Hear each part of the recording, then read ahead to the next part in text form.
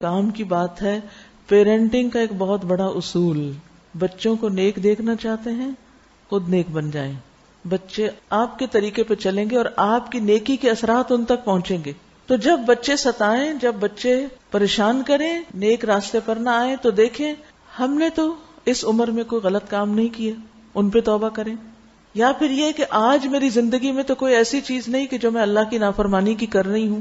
کیونکہ جب انسان اللہ کی نافرمانی کرتا ہے تو اللہ سبحانہ وتعالیٰ ان لوگوں کو جو اس کے ماتحت ہوتے ہیں اس کا نافرمان کر دیتا ہے. اور اگر انسان نیک ہوتا ہے تو صرف زندگی میں نہیں، مرنے کے بعد بھی اس کی اولاد کی حفاظت کی جاتی ہے. انسان کی عبادت کی برکت دنیا اور آخرت میں اس کی اولاد کو ملتی ہے، کیونکہ وہ ان کے بارے میں شفاعت کرتا ہے. اس کی اولاد کے جنت میں بھی درجے بلند کیے جائیں گے تاکہ انسان اپنی اولاد سے آنکھوں کی ٹھنڈک پائے. قرآن مجید میں آتا نا کہ ہم ان کی اولاد کو بھی ان سے ملا دیں گے. الحقنا بہم ذریتہم، کیونکہ انسان اس وقت خوش ہوتا ہے جب اس کے بچے، اس کی اولاد اس کے ساتھ ہو کسی بھی خوشی کے مقام پر. لیکن یہاں جو اصول ہے وہ یہ ہے کہ والدین کی نیکی کا اولاد کو لازمی فائدہ ملتا ہے.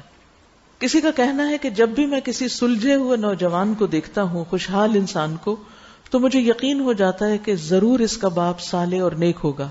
کیونکہ قرآن مجید میں آتا ہے وَكَانَ أَبُوهُمَا صَالِحًا، کہ ان کا باپ نیک آدمی تھا. تو باپ جب نیک ہوتا ہے تو اولاد کو دنیا میں بھی اس کا فائدہ ہوتا ہے.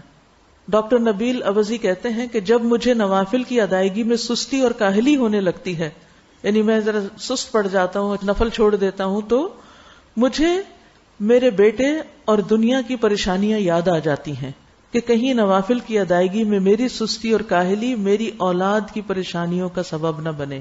یعنی اگر میں نے عبادت میں کوتاہی کی تو کہیں ایسا نہ ہو کہ اس کا وبال میرے بچوں پر بھی پڑے.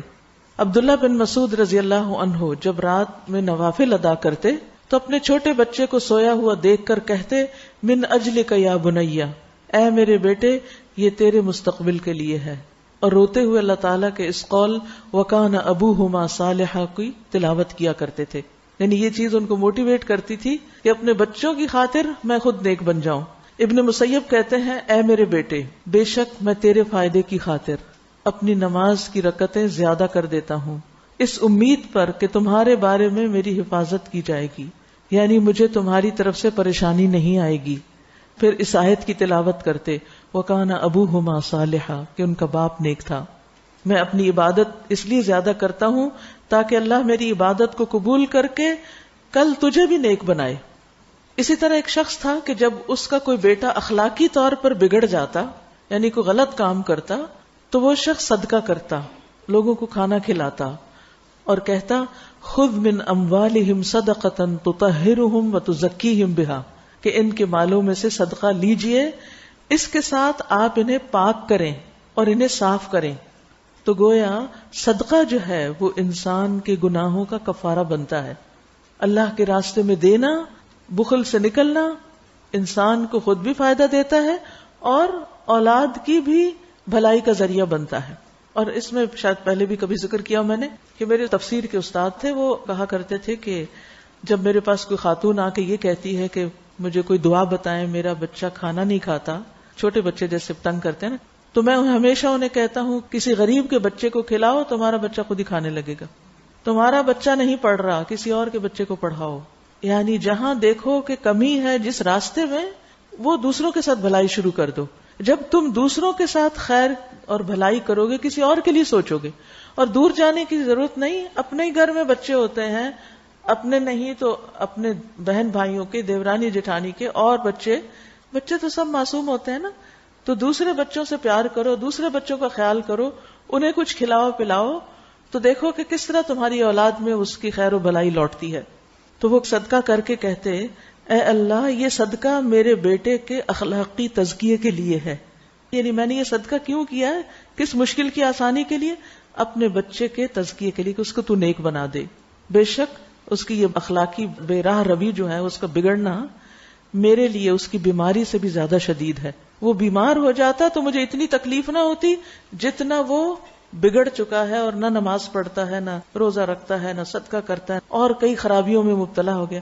آج آپ دیکھیں بہت سی مائیں اپنے بچوں کی اخلاقی بگاڑ کی وجہ سے پریشان ہوتی ہیں یا دین سے دوری کی وجہ سے. اخلاقی طور پہ بہت اچھے ہیں لیکن دین سے دور ہیں, نمازوں کی پابندی نہیں ہے اور کچھ گڑبڑ کرتے ہیں کمائی میں یا کسی اور چیز میں. تو ایسے میں کیا کریں؟ صدقہ کریں اس نیت کے ساتھ کہ اللہ اس کے بدلے مجھے اور ان کو تزکیہ عطا کر دے.